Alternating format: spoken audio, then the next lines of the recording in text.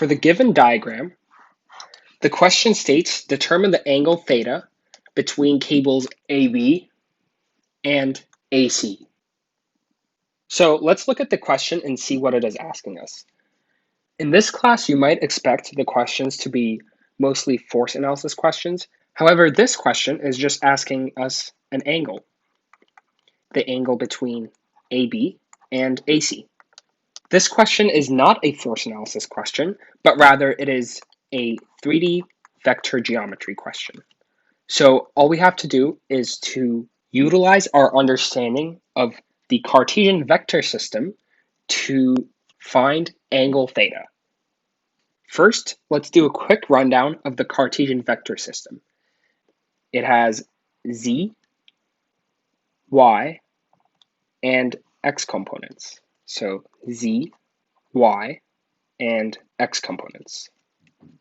Let's consider a point P that is located at 3, 0, 0, which can equivalently be represented as 3i plus 0j plus 0k, and equivalently just represented as 3i.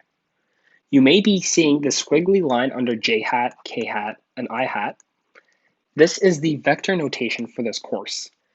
Whenever you see a squiggly line under a symbol, this means that that symbol denotes a vector.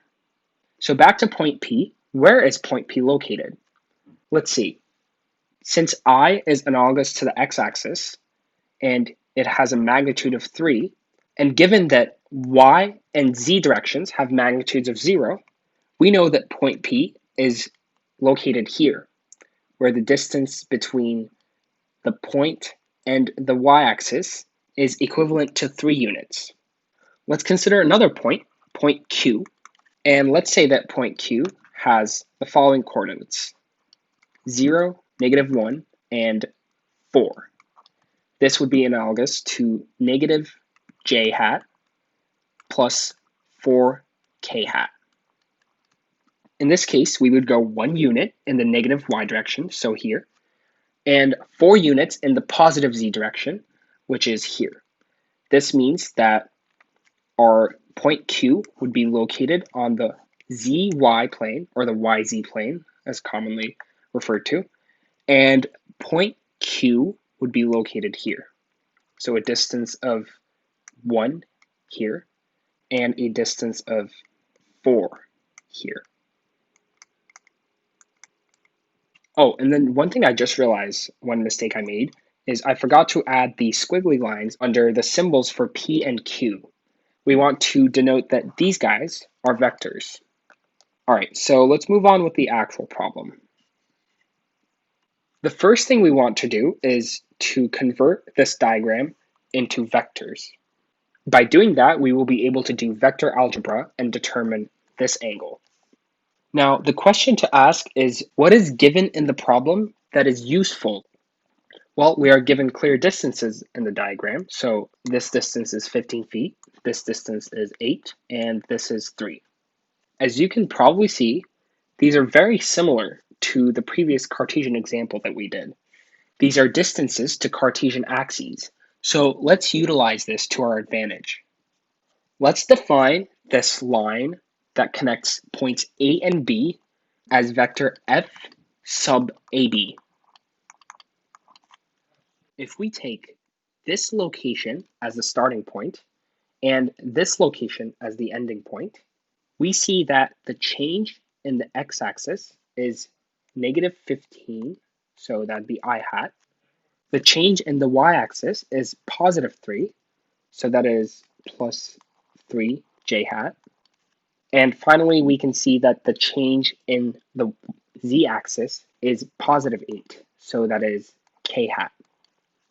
Although units don't matter for this problem, we will still be including them for good practice, so the units are feet.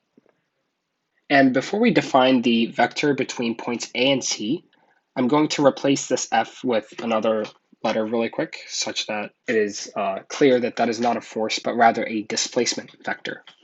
So now let's define the displacement vector between points A and C. So let's choose a starting point, the starting point as A, and the end point as C.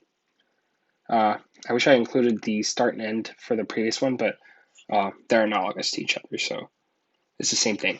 Let's define that as D sub AC, which will equal to minus 15 again, as both of the vectors terminate at the YZ plane, and that's I hat.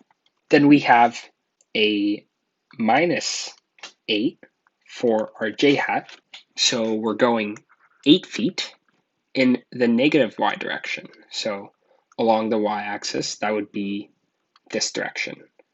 And finally, in the z direction, it is plus 12 k hat. And the units of this displacement vector is also in feet. And again, the units will not be necessary as this is going to be very simple vector algebra. So we have defined the two vectors involved. Now let's look at the question again. We want to find theta. And the variables we have in this case is a displacement vector, another displacement vector, and an angle that is between these two vectors that are involved. In this case, an equation that we've done in class is very useful. And this equation is as follows.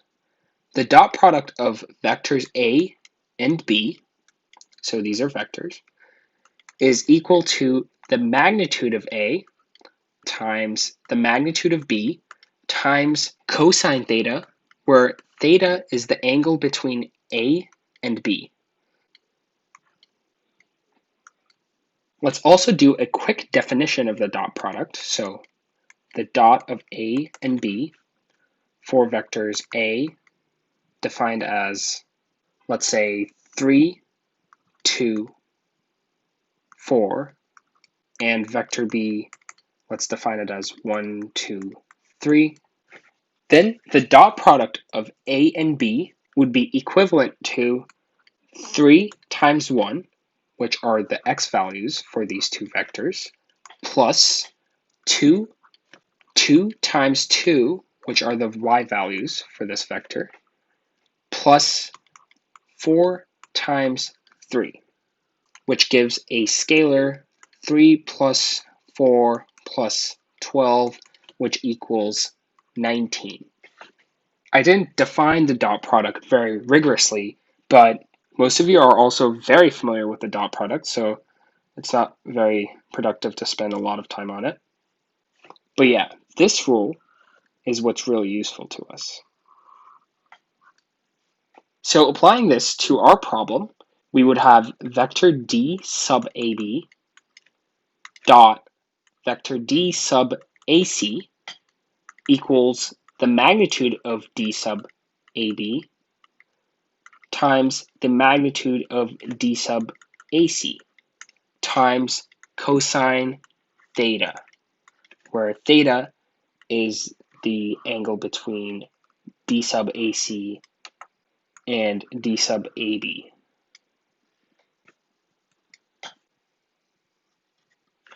Let's do some algebra on these vectors. So the magnitude of D sub AB would be the square root of negative 15 squared plus 3 squared plus 8 squared, which equals the square root of 298. Similarly, for vector D sub AC, we have the square root of negative 15 squared plus negative 8 squared plus 12 squared, which is equivalent to the square root of 433.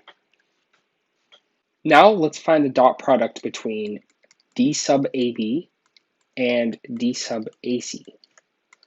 This would equal to negative 15 squared plus 3 times negative 8 plus 8 times 12, which would equal to 225 minus 24 plus, let's see, 1696. And this is equivalent to 201 plus 96, which is 297. Again, the output of a dot product is always a scalar. Now that we've done some computation, let's grab our results and input them into our equation. The result is 297 equals the square root of 298 times the square root of 433 times cosine theta. This clearly can be solved with the arc cosine function, which would have an input of 297 over the square root of 298 times the square root of 433. This is also written as cosine minus 1 of blah, blah, blah, blah, blah, which would equal, you just plug it into your calculator to get 34.2 degrees. And that is our answer.